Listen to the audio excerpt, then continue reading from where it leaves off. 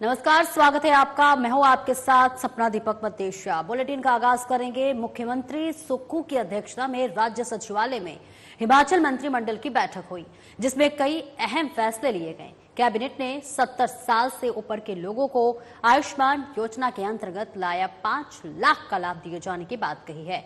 Single महिलाओं को आपको बता दें कि मकान बनाने के लिए 3 लाख रुपए दिए जाएंगे। इसके साथ ही राजीव गांधी स्वरोजगार स्टार्टअप योजना में 50,000 ई टैक्सी, जिसमें कि 50% सब्सिडी दी जाएगी। वहीं इस दौरान बैठक में सीपीएस के मुद्दे पर भी चर्चा हुई, जिसमें कहा गया कि हाईकोर्ट के फैसले को सुप्रीम कोर्ट के लेकर जाएंगे।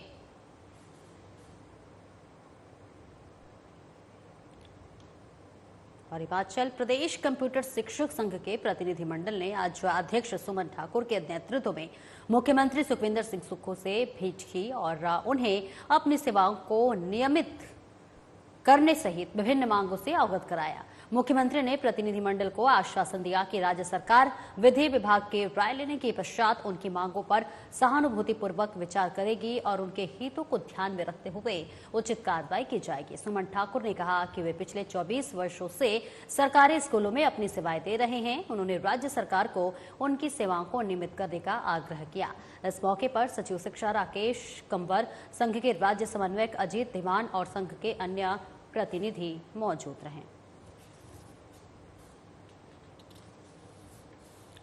और वही शिमला में मुख्यमंत्री के प्रधान मीडिया सलाहकार नरेश चौहान ने पत्रकारों से चर्चा की। इस दौरान उन्होंने आपको बताते चले कि सीपीएस मामले में हाई कोर्ट के निर्णय को लेकर कहा कि प्रदेश में जब सीपीएस नियुक्तियां हुई थी तब वर्ष 2006 का एक्ट लागू था, लेकिन अब हालात बदले हैं और सरकार ने कोर्ट के निर्णय के अनुसार नियुक्तियां रद्द की हैं। उन्होंने कहा कि सरकार को इस मामले को सुप्रीम कोर्ट में लेकर गई है। वहीं इस दौरान नरेश चौहान ने बीजेपी नेताओं पर जमकर निशाना साधा है।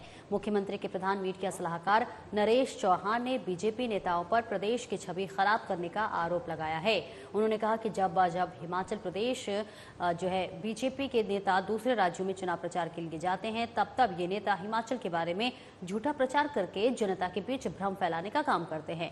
उन्होंने कहा कि बीजेपी नेता देश में हिमाचल की छवि को खराब कर रहे हैं, जबकि इन्हें सकारात्मक विपक्ष की भूमिका निभानी चाहिए। हिमाचल प्रदेश भाजपा के जो नेता हैं, खास तौर पे विपक्ष के नेता या इनके अध्यक्ष, या आप समझें कि अनुराग ठाकुर जी, विधानसभा का जो चुनाव जब हरियाणा में था, अब झारखंड और महाराष्ट्र में चुनाव चल रहा है। मुझे बड़ा अफसोस होता है इस बात का कि जब दूसरे राज्यों में चुनाव आते हैं, हिमाचल प्रदेश की जो भाजपा है, इनका एजेंडा बदल जाता है। जिस प्रकार से प्रचार के लिए हिमाचल प्रदेश से जाके दूसरे राज्यों में ये लोग हमारे राज्यों का बारे में जिक्र करते हैं, गलत जानकारी वहां लोगों के सामने शेयर करते हैं, मैं समझता हूं इनको जिम्मेवार विपक्ष होने की जरूरत है। विपक्ष में होने का मतलब आप प्रदेश के दुश्मन नहीं है, लोगों के दुश्मन नहीं है, सरकार के दुश्मन नहीं है। विपक्ष की भूमिका भी प्रदेश को आगे ले जाने की है और प्रदेश सबका है।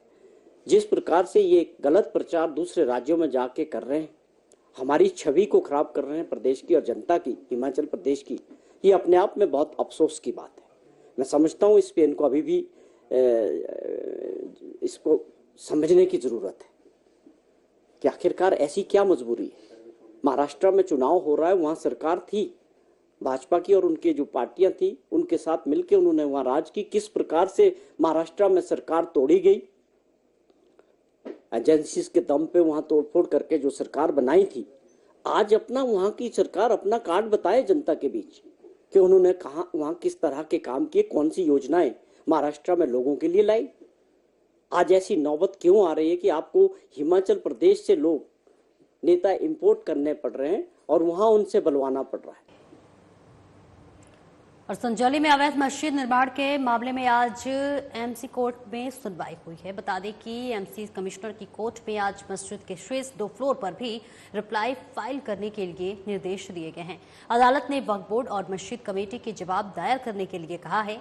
मस्जिद का रिकॉर्ड जिला अदालत में होने की वजह से आज एमसी कोर्ट में रिकॉर्ड पेश नहीं किया गया। गौरतलब है कि हाईकोर्ट ने 8 सप्ताह के भीतर संजौली मस्जिद के अगर हम जिक्र कर ले तो आपको बताते चले कि मामले में निपटारे के आदेश दिए हैं। वहीं एमसी कोर्ट और जिला अदालत में 2 मामले चल रहे हैं।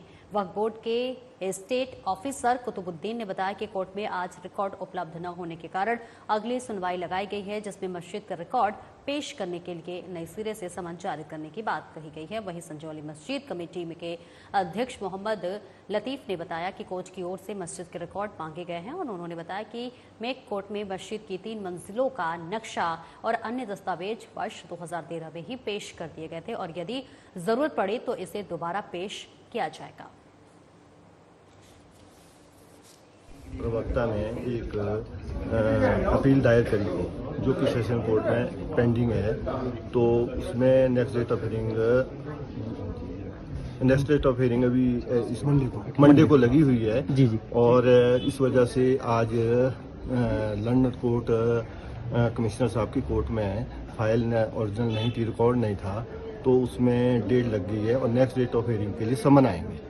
एक्चुअली हमारा 3 मंजिल का नक्शा ऑलरेडी एमसी कोर्ट में जमा है 2013 का। हम उसको भी देखेंगे भी उसको उसके तरह पास किया जाए 3 मंजिल का जो हमारा 2013 का दिया हमने नक्शा, और बाकी जो भी जैसे कमिश्नर साहब का नोटिस आएगा उसके हिसाब से जवाब देंगे।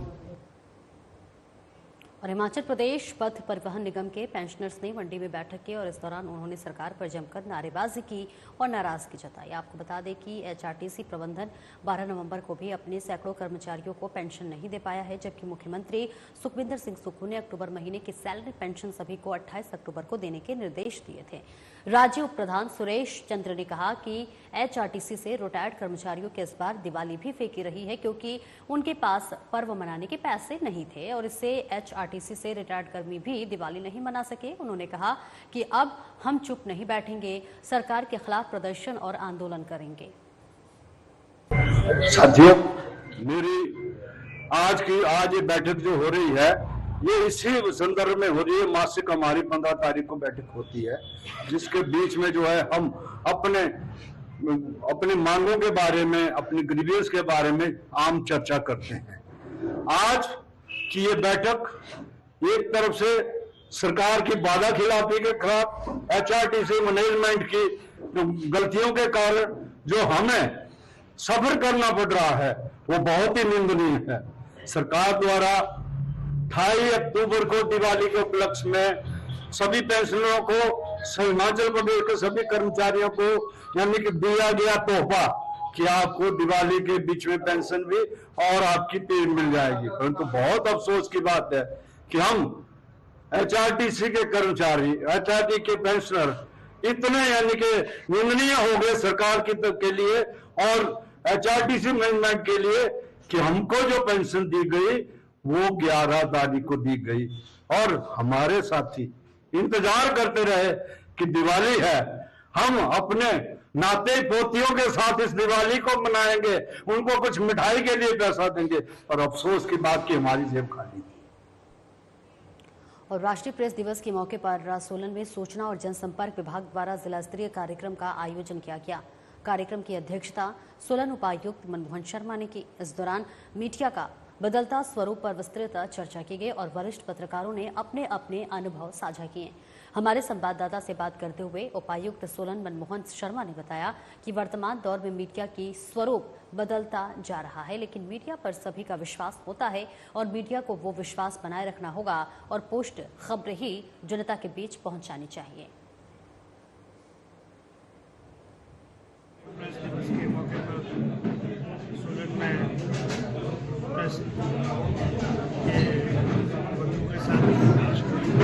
मीटिंग हुई थी, आज एक कार्यशाला थी जिसमें प्रेस के बदलते हुए स्वरूप पर खासकर आज के डिजिटल युग में मीडिया किस तरह से बदल रहा है उस पर चर्चा हुई, जिसमें कि जिला के पत्रकारों ने भाग लिया और सार्थक चर्चा मैं इसलिए मानता हूँ कि इसमें जो आगे के लिए रोड मैप है, किस तरह से यहाँ के लोकल पत्रकार और बिलासपुर शहर और साथ लगते ग्रामीण क्षेत्र में पिछले कुछ दिनों से चंदन तस्करों द्वारा चोरी छिपे चंदन के पेड़ों को काटने का सिलसिला जारी है। सिलसिला चलते गत रात्रि चंदन तस्करों ने गत रात्रि स्थानीय कॉलेज में चंदन के 2 पेड़ों पर कुल्हाड़ी चलाई और वहां से पेड़ों के तनों को चुराकर वहां से भाग निकले। गौरतलब है कि मात्र 5 दिनों के भीतर चोरों ने चंदन के 7 पेड़ काट डाले। पुलिस ने कॉलेज कर्मचारी के शिकायत पर मामला दर्ज कर छानबीन शुरू कर दी है। जानकारी के अनुसार कॉलेज में नियुक्ति रात्रि कर्मचारियों ने गत रात्रि चंदन के 2 पेड़ छात्रावास की पिछली तरफ और 1 पेड़ कॉलेज कैंटीन के पास चोरी किया हुआ पाया। शातिर चोरों ने पेड़ों को काटकर केवल पेड़ों के तनों के कुछ भाग को ही ले जाया गया, जबकि शेष बचे पेड़ व शाखाओं को वहीं पर ही छोड़ दिए गए। नियुक्ति रात्रि कर्मचारियों ने इस बारे में कॉलेज प्रचारक को अवगत कराया। 7 नवंबर को 3 पेड़ काटे गए और उस नाइट में जब सुबह मुझे इन्फॉर्मेशन चौकीदार के द्वारा दी गई तो मैंने तत्काल जो है स्थानीय पुलिस को फोन पे इंटीमेट कर दिया और उसके बाद पुलिस ने अपनी कार्रवाई कर। और धर्मशाला के तहत नरवाना में शनिवार को Dhauladhar para climbing accuracy pre world cup 2024 प्रतियोगिता शुरू की गई। 5 दिनों तक चलने वाले इस प्रतियोगिता का शुभारंभ बिजनेस आइकॉन राजविंदर सिंह ने किया। प्रतियोगिता में 13 देशों के 107 पैरा पायलट भाग ले रहे हैं।